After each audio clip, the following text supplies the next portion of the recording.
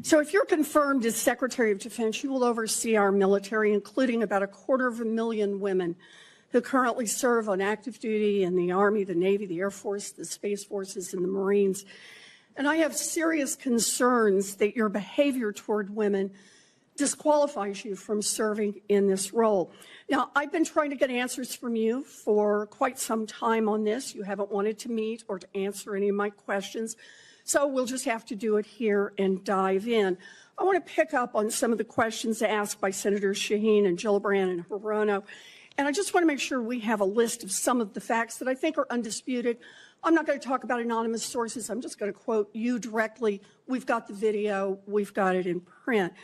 So going back to January 2013, you told a Fox News interviewer that women in the military simply couldn't measure up to men in the military, saying that allowing women to serve in combat roles would force the military to lower the bar. You picked up on that same theme in 2015, making remarks on Fox News, referring to women in combat as, quote, it would erode standards. June 2024, you said on Ben Shapiro's podcast, quote, women shouldn't be in combat at all. And then, of course, we've talked about it in 2024. You published a book, and you say on page 26 of your book, we need moms, but not in the military, especially in combat units.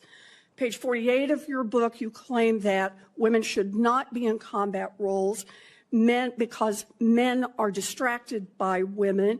And then 10 weeks ago, you appeared on the Sean Ryan show and said, I'm straight up just saying we should not have women in combat roles. Now, I presume you recall making all these statements? Senator, I'm not familiar with the article you're pointing to in 2013, but it underscores my argument completely, because in that 2013 argument, I was talking about standards. No, standards are what it's always been about, Senator. Let's not have this same fight again. Always been about Senate standards. I've quoted you directly. We've got the video. We're happy to show it. But I want to be clear here. For 12 years, you were quite open about your views, and your views were consistently the same. Women are inferior soldiers, sailors, Marines, airmen, and guardians. And in case anyone missed the point, and these are your words from 10 weeks ago, women absolutely straight up should not be permitted to serve in combat. And I notice on each of these quotes, those are said without qualification. It's not by how much you can lift or how fast you can run. They don't belong in combat, period, or your words, straight up.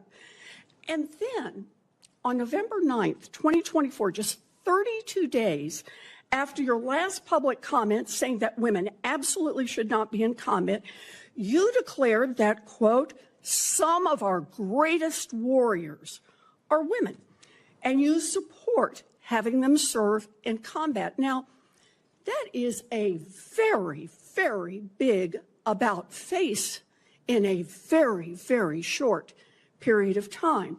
So help me understand, Mr. Hegseth, what extraordinary event happened in that 32-day period that made you change the core values you had expressed for the preceding 12 years? She didn't begin with an accusation. She began with a number, 250,000. That's how many women are currently serving on active duty in the United States military, the Army, the Navy, the Air Force, the Space Force, and the Marines. 250,000 Americans in uniform whose careers, safety, and futures would now fall under the authority of the man sitting across from her. Then Elizabeth Warren did something that changed the tone of the room completely. She laid out 12 years of his own words, one by one, directly into the record, 10 weeks before this hearing, 32 days before his nomination.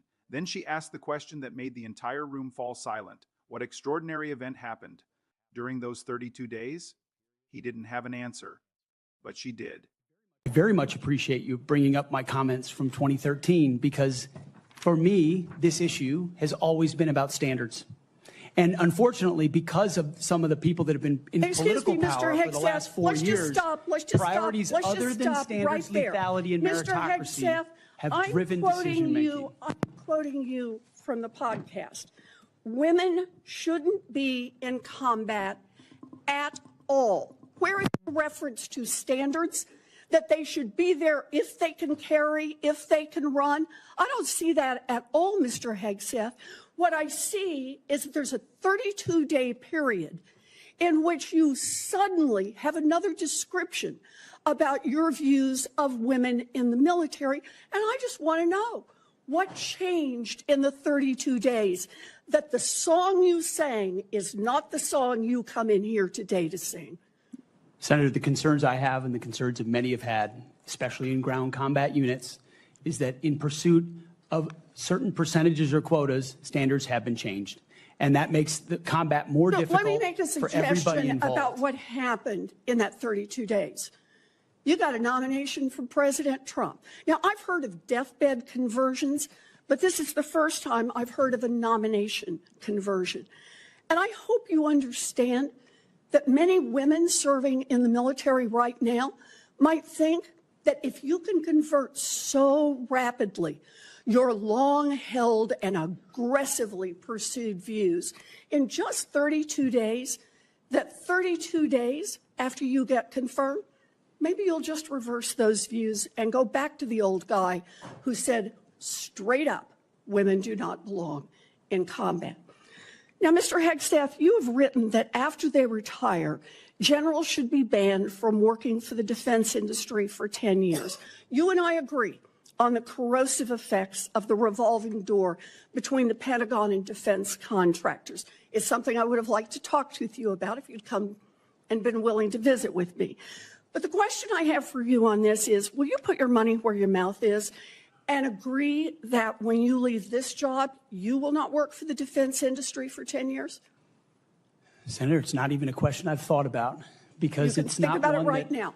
It's not one, my motivation for this job I understand has never that. I been just about need what a could yes or no conceivably here. come next. Time is short. I just need a yes or no. I would consult with the president about what the policy should be In at the Defense other Department. words, you're quite sure that every general who serves should not go directly into the defense industry for 10 years. But you're not willing to make that same pledge? I'm not a general, Senator. You'll be the one, let us just be clear, in charge of the generals. So you're saying sauce for the goose, but certainly not sauce for the gander? Warren made it clear from the start that she had already tried to get answers from Hegseth before the hearing. He refused to meet with her. He did not respond to her questions. So instead, the questions would be asked publicly on camera with no chance to push them off into a private conversation that never happened. That setup mattered. It told everyone watching this was not some surprise ambush. It was the result of a documented pattern of avoidance, and Warren was now forcing the issue into the open because there was nowhere else left to do it. Then she made a very deliberate move. She said plainly that she would not rely on anonymous sources, no unnamed staffers, no off-the-record claims. No, she said. Instead, she would use Hegseth's own words, words from public videos, words from a book published under his own name, words from podcast appearances he chose to make. That was a strategic move. It shut down the usual escape route before it could even be used. When uncomfortable statements are exposed, the first defense is usually to attack the source. Was it credible? Was it out of context? Was it secondhand? Warren removed all of that in advance. She made it clear the receipts existed. Then she began presenting them. 5 quotes. 12 years, one consistent position. The first came from January 2013 during a Fox News interview, where Hegseth argued that allowing women in combat would lower standards and that women could not measure up. 12 years ago is a long time. People can evolve, fair point, but Warren didn't stop there. Another Fox News appearance. Same claim, women in combat would weaken standards. Same language, same framework, same conclusion. Then came June 2024 on the Ben Shapiro podcast. Women should not be in combat at all. No qualifier, no conditions, no mention of standards, just not in combat at all. Then she cited his own book, published under his own name, page 26. We need moms, but not in the military, especially in combat units. Page 48. Women should not be in combat roles because men are distracted by women. Then, just 10 weeks before the confirmation hearing on the Sean Ryan show, he said, I'm straight up just saying we should not have women in combat roles. Straight up. Those 2 words leave no room for confusion. Not I have concerns, not standards need review, not under certain conditions. Straight up means directly, clearly, without qualification. 5 examples over 12 years, all pointing in the same direction. Language that went beyond policy disagreement into outright exclusion. Then came November 9, 2024. Just 32 days after that Sean Ryan interview, Hegseth publicly said some of our greatest warriors are women and that he supports women serving in combat. Think about that timeline. 10 weeks before the hearing, he said women should not be in combat. 32 days later, he called some of those same women among the greatest warriors. That is not a slow evolution of views. That is not years of reflection. That is a complete reversal in 32 days. And the only major documented event during those 32 days was receiving a nomination from President Trump. So Warren asked the question that changed the room. What extraordinary event happened in that 32-day period? Hegseth tried to pivot back to standards. He claimed the issue had always been about standards. Warren stopped him immediately. She pointed directly to the Ben Shapiro quote, "Women should not be in combat at all." Where is the word standards in that sentence? Where is the condition that says women can serve if they meet the required threshold? It wasn't there. The quote said exactly what it said. And Hegseth had no clear response because there was no easy response to give. Warren wasn't twisting his words. She was reading them back to him. Then she named what she believed had happened. You got nominated by President Trump. She called it a nomination conversion, comparing it to a deathbed conversion. Then she turned her focus away from Hegseth and toward the women watching. If someone can reverse long-held and aggressively defended beliefs in just 32 days after receiving a nomination, then what happens 32 days after confirmation? What stops those views from changing right back? What stops the old version from returning the one who said straight up that women do not belong in combat? That was not a rhetorical jab. It was a serious and logical concern. If a nomination caused the reversal, then the forces capable of causing another reversal are already in place. Confirmation, political pressure, presidential loyalty, a policy agenda. All of the same forces that apparently changed his views in just 32 days are still there, still active, and still influential. And the women currently serving in combat roles have no guarantee that the man who told their senator he supports them today will still be saying the same thing 6 months into the job. Warren was not asking anyone to simply trust his sudden conversion. She was showing why the conversion itself was the issue, regardless of whether it was sincere. Then the exchange became even sharper.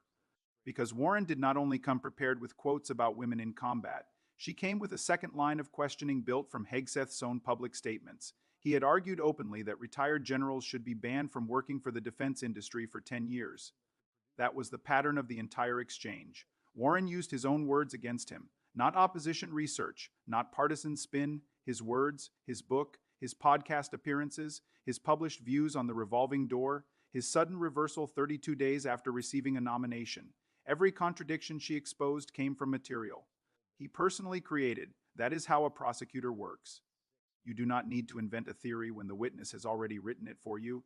You let him explain why 2013 and 2024 say the same thing, while November 9th says the opposite. You let him explain why generals should follow an ethics rule he championed, but he should not, and Hegseth never fully explained either.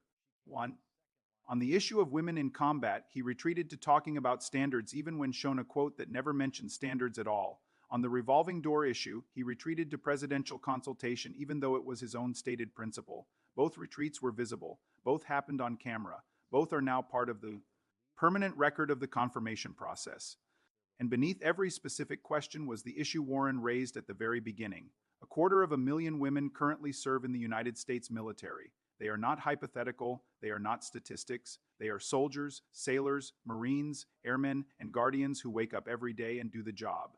They have deployed. They have served in combat zones. They earned their place through the same systems and standards that any male service member must meet, and the man seeking to lead them had spent 12 years saying straight up that they should not be there. Then 32 days after receiving a nomination, he said they were among the greatest warriors.